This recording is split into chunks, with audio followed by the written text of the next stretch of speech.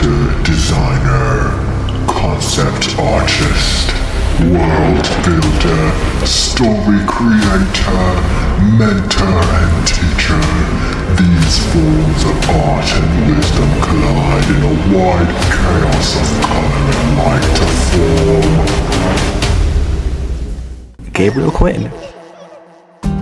Hello everybody, welcome back to another video. A couple months ago, I underwent a mentorship and bootcamp under Gabriel Quinn. Today, we're going to look at the feedback sessions I received from his class and what I learned from them. This bootcamp focused on utilizing the tools of visual narrative to create immersive designs. So before we start, let's take a short 5-minute look into what visual narrative means and how we can use it in our art.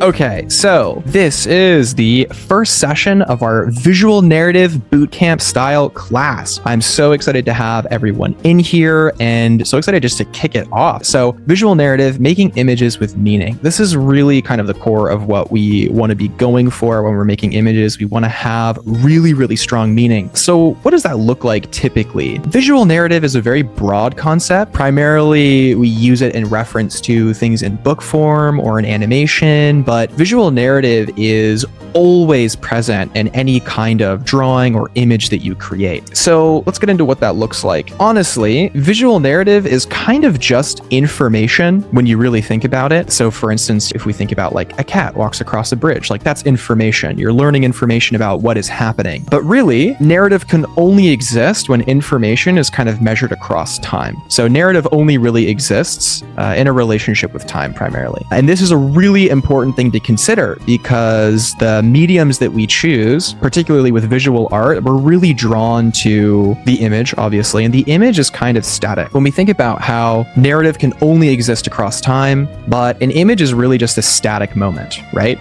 So an image contains visual information, and when we kind of measure it across time, like we don't really know what happened before and we don't really know what happens after. Like if you watch a video or like a movie, you kind of start somewhere and end up somewhere. But with a painting or an illustration or even just a concept, really, you kind of have as much as you have in the image. So you're kind of measuring a static moment, right? Yeah, the reason why I'm bringing this up is because we oftentimes get into art and drawing just for the love of it. We love drawing things. We start drawing eyes, we start drawing people, characters, creatures. For me, it was dragons. I just could not draw enough dragons. And when I would draw them, I would kind of inherently know like, oh, this dragon is a good dragon, or this dragon is a bad dragon, or this dragon is a fire dragon, or this dragon is an earth dragon, right?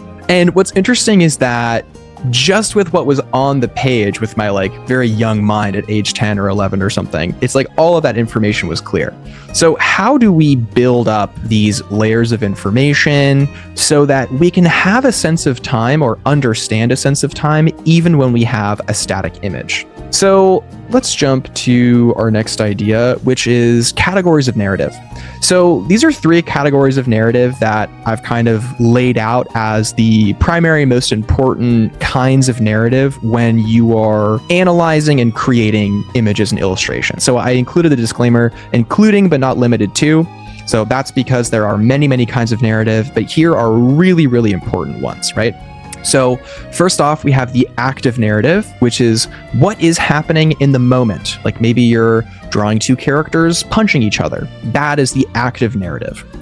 Now let's talk about the passive narrative. So the state of things. And what do we mean by this? You know, the passive narrative. It's kind of like all things that were and will be outside of the action. So maybe those 2 characters that are punching each other, maybe one is old and very tattered clothes, and maybe the other one is young and in like a pristine private school uniform. So all of a sudden, even just by me describing visually what's happening, you've already conjured a narrative. You're thinking like, oh my gosh, like maybe this young person is being accosted by like an old street thug, or maybe like an evil preppy character has assaulted a poor beggar because they're evil and elitist, right? There's 2 kind of narratives that immediately jump out at you.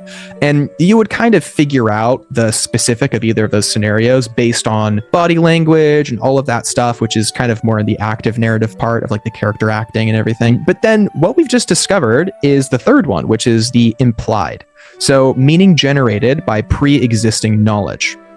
So in the example I just laid out of the old man in tattered clothes, young character in preppy private school uniform, you already knew about school. You know the difference between private and public school. You know what it means to go to a private school. This is all knowledge that you had prior to this. But if you showed that image to like a rural, untouched by humanity, like tribe of people or something, or a community of people, they would have no idea why there was a difference between the two characters. Like they wouldn't get it at all. For the first assignment, we had to design one character, one prop, and an environment utilizing the different forms of narrative. For the character, I designed a Bengal dancer from my world, Project Exodus.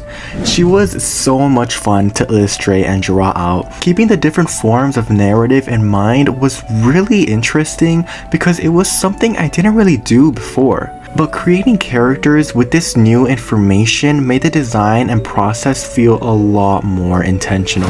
For the prop, I designed a coffee jug that's used by the Kabuto in Project Exodus.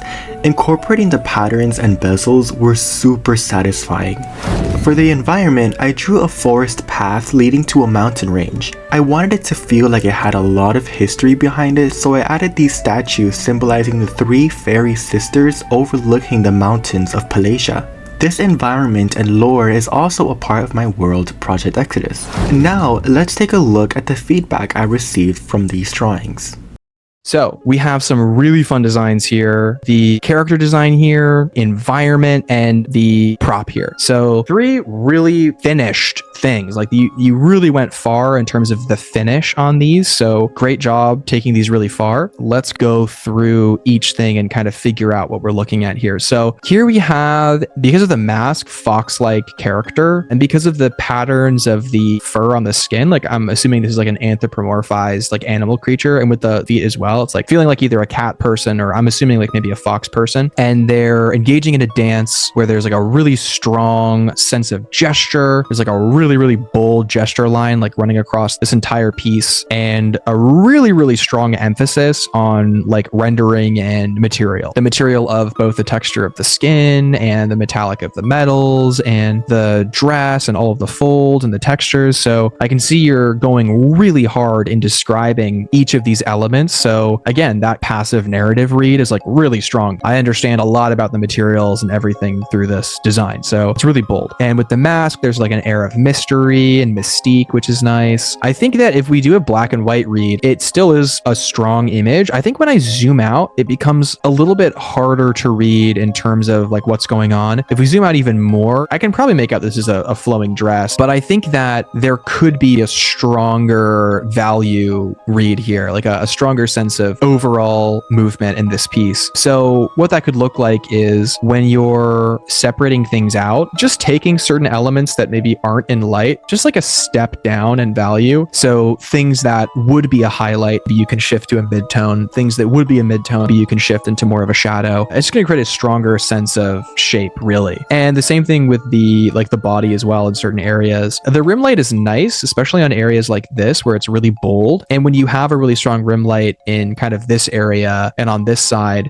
you don't maybe necessarily have to have it as strong in certain other areas, like maybe on the right side of certain things, you could ease up a little bit. This is also maybe a preference thing, but it's good to kind of take a look and see like where you want to add that punch, where you want to have that emphasis and show certain forms. I think that if I were to flip the image, there are certain maybe like right side bias things that are kind of coming in a little bit, like the feet being really far forward here and maybe not 100% knowing how the legs are connected to the feet. Like maybe it's a little bit pushed here. So we can think about like, if this is an anthropomorphized creature, you can either go with humanoid legs, which are kind of, you know, obviously human legs, or you can go with the spring-like legs of a dog or a cat or something where the objects are much more curved in that way. So in either iteration, I think that the gesture to the feet could be a little bit more considered here. So yeah, when you're thinking about this kind of gesture and rhythm, you can think about, okay, if your hips are here, here? Where are the legs going? Like if you want the legs to kind of be going forward, that's like totally fine, but maybe it's only possible that, well, this one maybe can go forward here, but if this one's going to be this far forward, maybe it's more of a pointed toe instead, and maybe you'd see the dress sort of come up a little bit here, so you can see how the leg would end up that far forward. Another really strong dance pose is 1 foot forward here and 1 foot back. So again, you could do that same thing where you've got that spring back step. So you could have a strong S design and a strong push for this gesture here as well if you wanted to move one of the feet back. The gold coins are looking really sick, and I like that you've got a clear sense of material, and they're kind of more illumined in the foreground and less illumined in the background, so you're creating some value separation there. One thing you could think about as well for something like this is that kind of flat value of the kind of shadow. You can think about taking certain coins and really just blocking out, those ones are not illumined entirely on the whole way,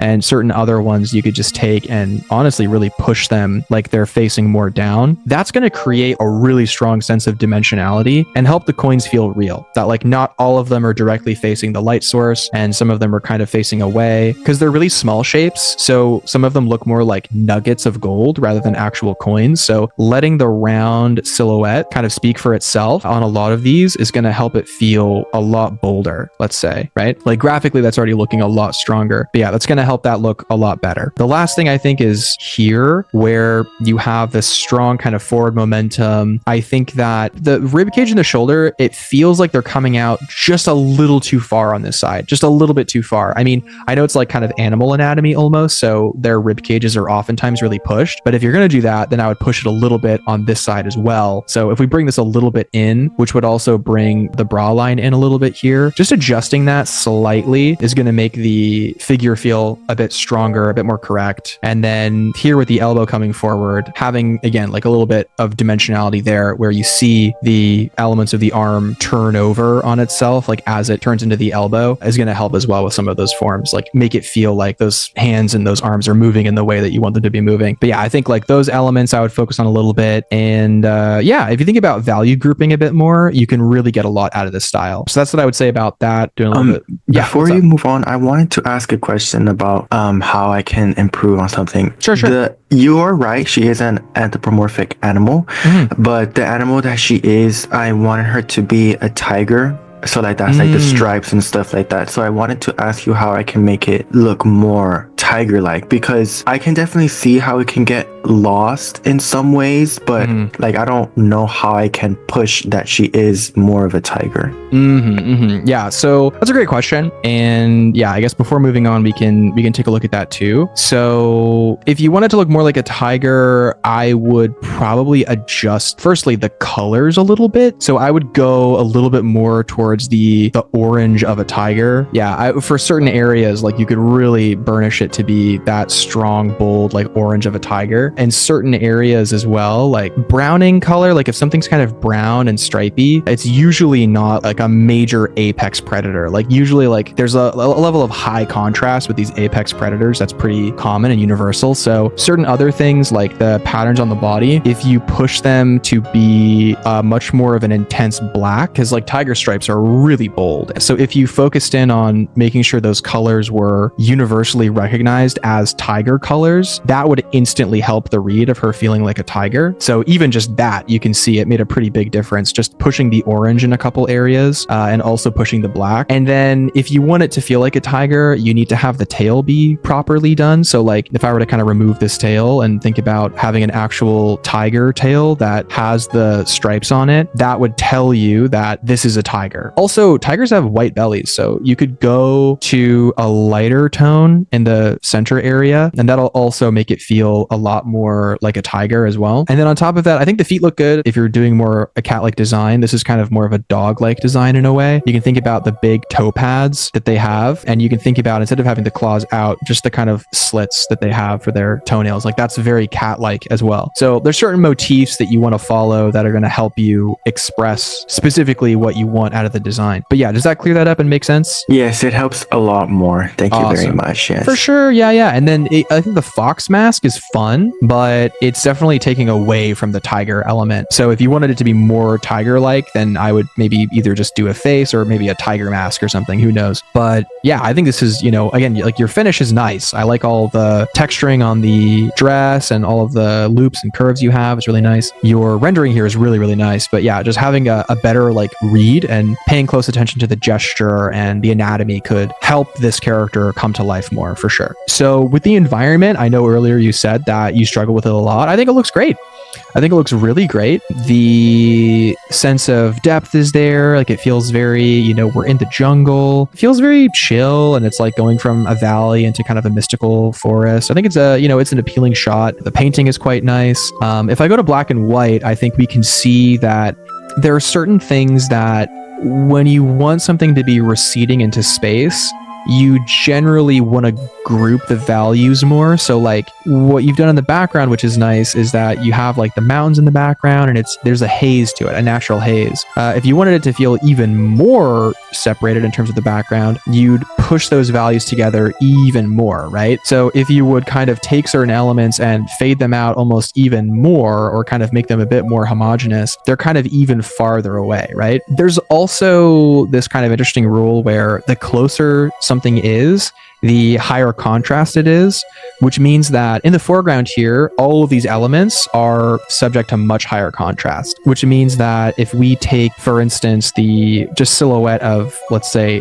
this area, right? And we have all of these different components and these plants and all of that stuff, and we map it out maybe to about here or so, and we just drop in a multiply layer here. Do you see how that just looks fine? And it looks like it actually kind of is somewhat realistic. So yeah, the way you've kind of structured the values is maybe a bit too uniform. It doesn't have to be this intense. You can take this layer and kind of push it back to where you want it, or bring it into where you want it. Something like that feels pretty good to me, I suppose. Yeah, watch the temptation to just vignette darkness around your edges to create contrast. You don't necessarily need to just add vignettes. You can just be a bit more structured with your values. So again, you saw that was a pretty quick adjustment. And even after this, what you can do is then really push things by either doing an overlay or a color dodge layer. So you can just add in a really soft sense of glow to some of these areas. That's a nice contrast from like the cool light of what's happening out here, which is much more blue. But yeah, that's how I would maybe adjust something like this.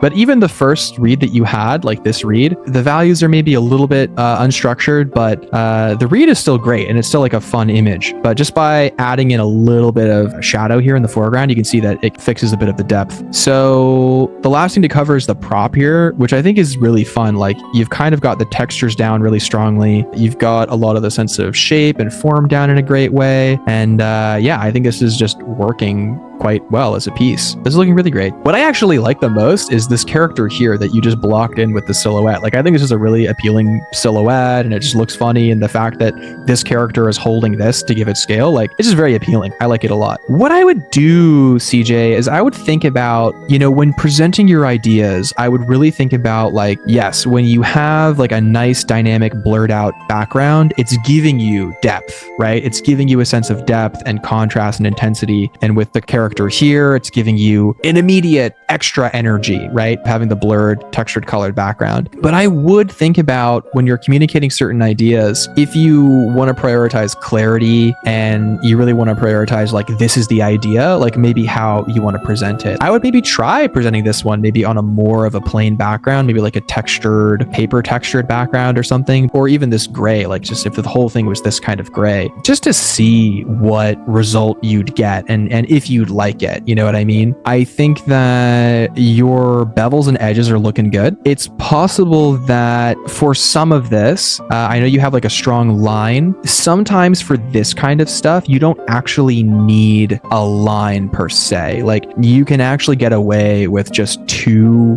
beveled edges. What I mean by that is something like this area here, you could just have light against this beige tone, because sometimes black is really intense. In certain areas it makes sense, but in other areas, you can just do like the actual tone of what it would be, and it actually sometimes looks even a little bit more realistic depending on what you're doing. So you don't necessarily need like the black lines, and when you zoom out, it has a bit of a softer tone, which maybe you want, and it depends on what kind of edges you want, because you have a big bevel for this highlight because it's thick, but you don't have a big bevel for the shadow, like this one, which is like, maybe you'd want a bit of a bigger bevel here, and maybe you don't want it so dark, and maybe it wouldn't be that dark. That's the thing, is that those types of dark shadows really only appear where there would be dark shadows. But yeah, maybe being a bit more value conscious about those little tiny details. It's like a major nitpick, if that makes sense, but it's a cool thing to check out and kind of consider depending on how the forms are and whatnot. Yeah, I think all of these are executed very well. I love the materials. You clearly have a really big focus on materials, which is nice. Yeah, thinking about presentation, clarity of idea, the page, all of that stuff is really going to serve you as well. And for environments, I think don't give up. Definitely keep trying with environments. And yeah, just think about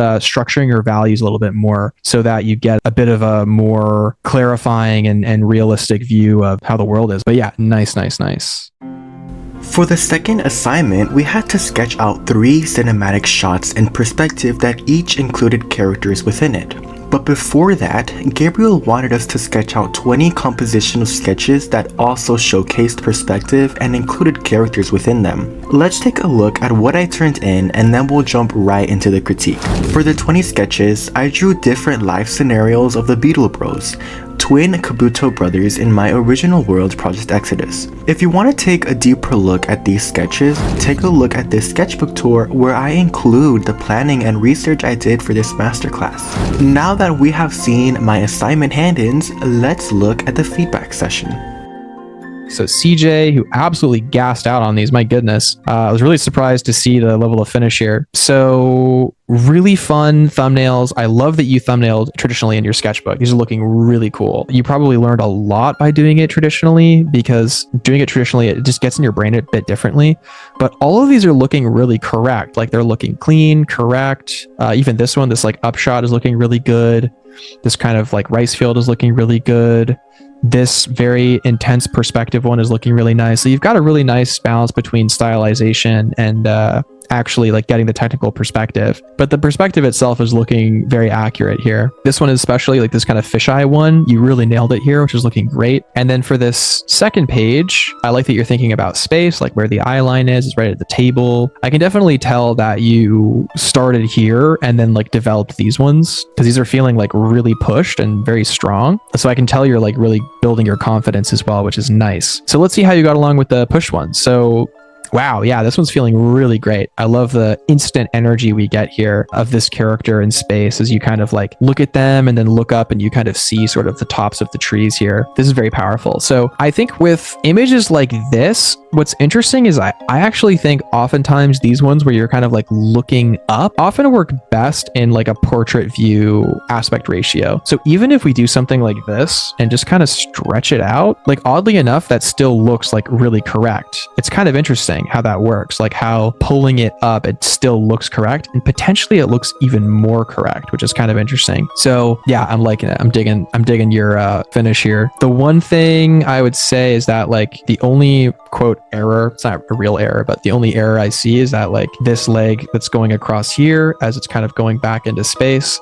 I think like the plane is just a little too low. I think it'd be more like here in space rather than like low down over here in space. So it's a little bit higher up. So if that's the case, if the ankle is here, then the ankle would need to be here and the foot would need to be higher if we're thinking about the feet on the ground. But this is looking really good, dude. Yeah, I think that the only thing we can push here is the branches of the trees. You can be more branching out about it. You can just kind of push this element that you are looking up at a tree. So you can definitely push that more. And same with the leaf structure and whatnot. Like you can group those values a bit more boldly, I think, when you're looking straight up at something. Here, you just be really clear with the value structure. It just graphically looks more correct a lot of the time. I mean, I went pretty extreme there, but I think it looks pretty good. But yeah, this is feeling really good, CJ. I'm really impressed with your finesse here. You really pushed it and you really succeeded. I can tell you put your maximum effort into this. So I'm really impressed with the level of finish that you got to here. This one, again, like I think you really went hard when it comes to, again, like just the finish. Like it's looking really clean, especially the stuff in the foreground is looking really clean.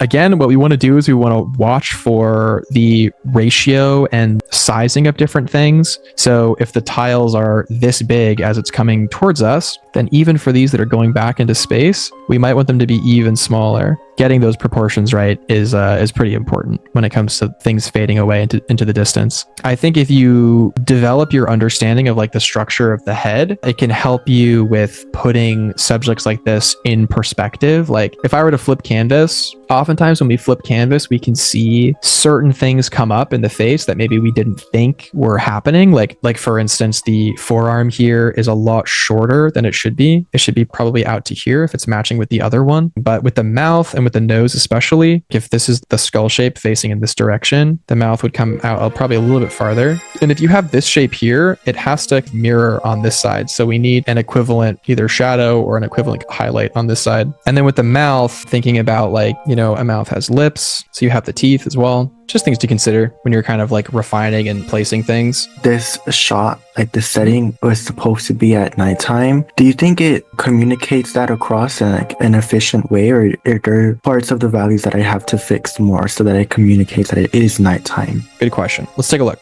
So you want it to be a nighttime shot. I think you did a great job. I think that there are certain things that you want to take into account when you're doing a nighttime scene. For instance, things going back into the distance maybe would get a little darker, but it wouldn't get this dark. So like things going back, I wouldn't slow down on the light, because if you look down a really cool street at nighttime, like those lights in the distance are still shining and kind of adding a cool sense of ambiance and whatnot. So just because it's nighttime doesn't mean it's not bright. It just means that the light source is coming from a different spot. So like instead of coming from the sun, which is like really far away and very bright, instead our light sources are in this kind of market area. So everything is illumined by these lanterns, which actually creates probably a fairly even illumined light. So all of these that you have kind of almost in shadow, you can think about like these sections would actually be the only things that would be like illumined by these light sources. So the way you make something look like a good nighttime scene or a night shot is really just making sure that you're tracking your light sources correctly. And the last one you have here is going to be this one. Oh yeah, dude, this is so good. Like I'm honestly so impressed with your treatment of this. So what you have is a really nice, clear kind of 2-point perspective. You've kind of mapped out these cool like underwater trenches almost, which is really nice. And what I love is that you're really getting into what you'd be seeing at different angles. So like a fish this close, you'd be seeing the eye, the scales, the materials, the textures, versus very far away, you're seeing like only a very rudimentary representation of that. So like your treatment of the subject here is really nice. So I like that a lot. In terms of the characters and the placement, I think that like a little bit pushed in a way, like it's a little bit maybe too much. Like I think if I were to grab this subject, just skew it like a little bit. So I might come in and change it, something like that. And then the other one that you have, the other character here, again, what I would do is I would just increase the size a little bit here. So I might make a small change like that, because the way you have it is that right now the fish are coming right up to the camera. The elevation is happening. Like I think that one thing you've drawn here is I'll map it out for you. You have these lines that are receding into space, creating this really nice dynamic 2-point perspective where we're kind of looking down at this area in a pretty neutral way, right? But then on the other side, it's kind of like we have these different lines where this is going up more than on this side. So the fish are coming up, but that doesn't mean that it's making it like an inherently wider image, or that it's like more dynamic than it actually is. So if we kept the characters kind of as they were before, if we look at it again, they're just a little too pushed. If we just make a couple tiny changes so that they're a little bit more in this kind of space and in this zone, it looks a little bit more correct. Yeah, I can tell you really worked hard on this and really tried to show the angles where the tops of everything were. Always remember that when you're figuring out these subjects, what you can do is you can always kind of say like, okay, hold on, I'm drawing this fish, but maybe because I know that the kind of box is sort of something like this for this fish, maybe actually I want to show the top of the fin going across, something like I did here. And maybe something that's this close to the camera, I actually want to show the fin coming up and I want to show the two sides of the fish. So it's like you can push it, even something like this where it's like you're seeing it from an angle. If we're looking at what it is as a subject, like if we were to kind of draw out the actual perspective here, then we know the top is here. So like the top would be here, if that makes sense. So even here, you can show a bit more top down of the fish. So I think for some of these, they're angled a little bit off. So like you could have maybe explored a little bit more of the top of the fish for some of these if they're floating up. And same with some of the ones that are turning over. Like you could kind of think about it as like this is a fish turning from one side to the other. So you'd see both sides, see the eyes, see the fins on either side. But yeah, so that's maybe one thing to think about is like, even with stuff like this, you want to be paying attention to the grid and where things are on the grid. But yeah, really great work, CJ. Very, very impressed here. Yeah, not a whole lot to correct, to be honest. I think a lot of it was lighting stuff for this one, kind of getting that nighttime, that night market scene. I think if you were to do another pass of this, just making sure that you're tracking your light sources is going to help you a ton and make sure that things are looking really good. But yeah, I love how all of this stuff looks, and it's all, you had a ton of fun, and I can really tell. For this one, this is still definitely like correct and it looks good. But when you're doing an upshot, definitely consider more of a vertical composition because it oftentimes feels more correct. But this is still looking really good, man. Excellent job, CJ. For the third assignment, Gabriel wanted us to fully plot out the skeleton according to what will benefit us the most. Next, he wanted us to design a cast of 5 characters. If you want to know more about my thought process behind these designs and characters, go check out my sketchbook tour that I did. I go over how much the skeleton studies helped me and how important it was to do them in a way that benefited my art the most, discovering and recording the why behind it all. If that is something that interests you, definitely give it a visit. Without further ado, let's look at the last feedback session for this video. Yeah, I'm gonna be real, dude. Like, this is nuts. This is like nuts effort. I gotta say, this is a really impressive, very impressive effort. Like, you went above the above and beyond with this level of study and focus. Like, what's cool is that when you work this hard, you get that much back. So what's great about like how hard you're going here and how hard you're pushing yourself in terms of understanding the skeleton and figuring out and laying this out like traditionally, like really clearly, is that it's just going to really benefit you going forward. So not only is it really impressive, like how high effort and how pushed you were with a lot of these descriptions, but you're also just going to get the benefits of doing that study. So this was anatomy stuff that then you were designing for your world building project, right? Yes. Was this also this week? Yeah. Dude, come on. This is crazy. So yeah, this is like a very, very high intensity, like very prolific practice. So I can pretty much guarantee that if you work at this pace for like a couple of years, like you're going to be an extraordinarily skilled artist. So I would just really encourage you to just continue with this pace and just keep pushing. Yeah. And you're making a lot of notations for yourself, figuring things out. Here, I'm really seeing your dedication and focus, figuring out like how the wings would work on a bug character. Like, this is just really, really, really great stuff. Like, I can tell you're looking at a lot of reference and you're figuring out what would work for you, and here structure of the pectorals and how that would function with like the armor and the clothing they wear. Like, you really thought of it all here, which is just extraordinary. Again, like, I see you really thinking through this stuff and like thinking about art and drawing as a form of research. Like, you know, I think you're being really efficient with the information you're putting down, because if you overcommit to some of these preliminary drawings, like, it can really slow you down. And I think you're putting down just enough so that you are getting a sense of like what you want. So like, you're doing a overall read of the overall character. You've got an expression drawing here. Same with over here. You've got an expression drawing, and you're doing some silhouettes, figuring out things like the fur and the outfits and clearing things up with pen where you've roughed it in with pencil. Like, it's a really great process, and I think it's working really well for you. So yeah, doing the kind of like simplified wide shot and then push in for the face, the very, very useful and effective workflow that's typically how I do characters. I do a wide rough and a close up of the face. Yeah, these are all looking really strong, I gotta say. Yeah, here I see how you're like developing what you were working on here. Yeah, man, I gotta say, this is nuts. Like, I like this as well, like how you got really deep into the symbolism of like the fish and the patterns and like what it means, your spiritual background. Yeah, this is insane, dude. I gotta say, doing these quick scale drawings to show everything and all of that stuff. So, you know, what's great about this kind of process and kind of what you're figuring out here is that that you are actually doing like the concept art process and you're really pushing yourself and investigating, figuring things out, giving yourself information and discovering things, which is good. And like this is the workflow of somebody who's like not afraid of drawing and just like is actually looking for answers with their drawing and just enjoying it. Like I can tell you're really enjoying yourself here. And then with these ones, as you're kind of refining and pushing these gestures and getting a bit more extreme, like I can see like your taste coming in a lot, and I can see like where your focus is with some of these, and you have like a final kind of lineup that you're thinking about for the characters down here. So now let's look at the actual outcomes here, which are like the sketches. So I think that this is like a really fun lineup. You have all the characters connected. You have the fisherman kind of father character, and he's got his whole string of fish attached, and he's got his giant one that he's holding. And you've got another character here with a fish on his back that he's carrying in a long spear. And you've got the kind of guy who's like, wow, like, and you have the maternal character, the mom character here. The forms are looking really great on this, and the drawing's looking really clean. And then a character here, he's kind of like sitting and maybe a little bit on his own. He's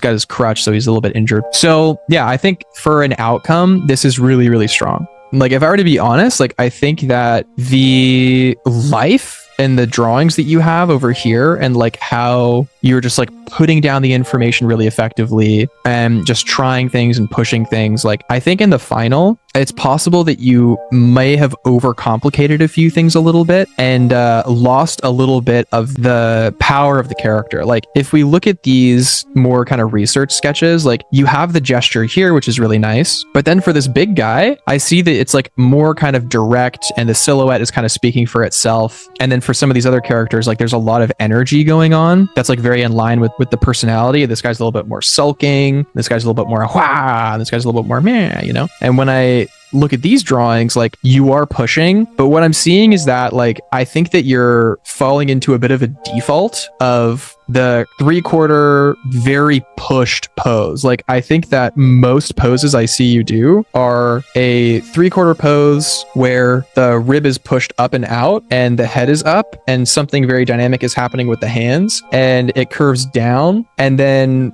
typically what I'll see is one leg going out and one leg going back. And like that's the kind of like typical pose that I think I see you do a lot, which is not bad, right? It's like a very dynamic pose, but if it becomes like the absolute default, then it can actually like lose its impact in some ways. So I think like if we look at your final outcome, thinking a little bit about the initial sketches that you did, I think that there was a little bit of the essence lost in the final, albeit very, very strong. I think the final is very, very strong. I think the strongest drawing, I would say, in my opinion, is the kind of grandma character. I think it's the cleanest and I think it's the most direct in terms of like what it's communicating. She's bending forward, her kind of hip is back, she's tying a knot, and she's got a smirky kind of like an I know more than you kind of expression that like kind of grandmas are allowed to have, and it feels really good in this space. What I miss about like this character that's sitting here on the bench is like I'm missing that powerful silhouette that you had, you know, here, where it's like you have a strong expression, he's standing, but he has a crutch and he's like walking, you know, and he's got the kind of tattered texture thing here and then the stripy thing here. It's a really clean design. Again, when I look at the final that you have here, all of those elements are kind of lost a little bit. Like even the strength of the stripy design, like it's not the same. Like here you had more bold stripes that were more designed, and here it's kind of like defaulting to like a very busy texture. So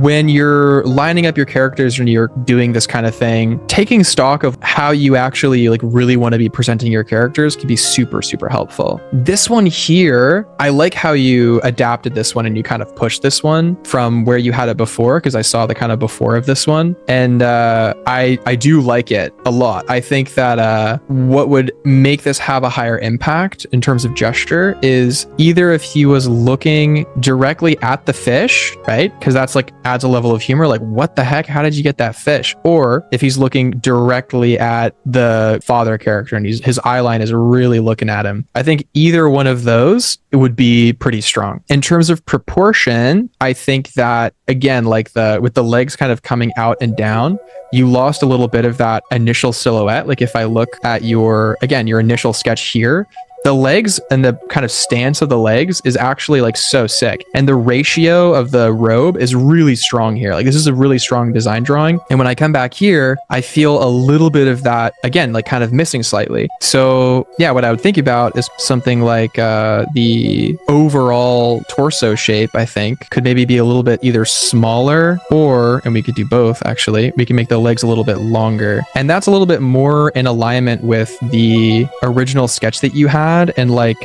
having the proportions feel, again, a little bit more grounded and on point. And then like having maybe a straighter leg here and maybe a straighter leg there. That big negative shape of the robe is so nice. Like I'm kind of missing it, and it's kind of getting a little bit busy with the spear coming through and all of that stuff, which it happens, dude. And it's like, this is the thing, this is like such a valuable part of the learning process, which is that like you really like A+ the research and the preparation and the development, like really like honestly A+, like it was so good. I feel like maybe it was hard for you to actually like rely on that research as being like very useful. Like I think it's possible that during the finish you kind of left behind a little bit of like what you learned during that research. These are all hard skills to develop and kind of perfect. Like what I did here is I just did a little simple change. Like I just changed the pose ever so slightly so that it was a bit more pushed in a direction that was still in alignment with your original sketch. But yeah, learning how to actually use your research is hard, because when you start drawing, a lot of your preparation just kind of goes out the window, and you start worrying about like, oh, is this a good drawing? Am I doing a good drawing right now? Or like, is this looking good, or is this working? But yeah, I think just like something like this where you have a kind of a shocked expression that was still like in character, I think that would help sell the concept. Yeah, so going back a little bit, if we look at the original sketch, like it's a little bit closer, I think. Yeah, so slight change, a little bit of a paint over there to kind of get that looking good. I think that you can kind of see how this one it's not a bad gesture. I just don't think it was like utilizing the original design very well. Whereas if you get the proportions looking a little bit more like your original design, it kind of, again, rounds out the cast in a good way. But yeah, I think like the big guy is looking really great. I love the big guy here. Yeah, really strong design, feeling really good, loving the pushed proportions and all that fun stuff as well. I think, yeah, again, like with the gesture, like maybe you could consider,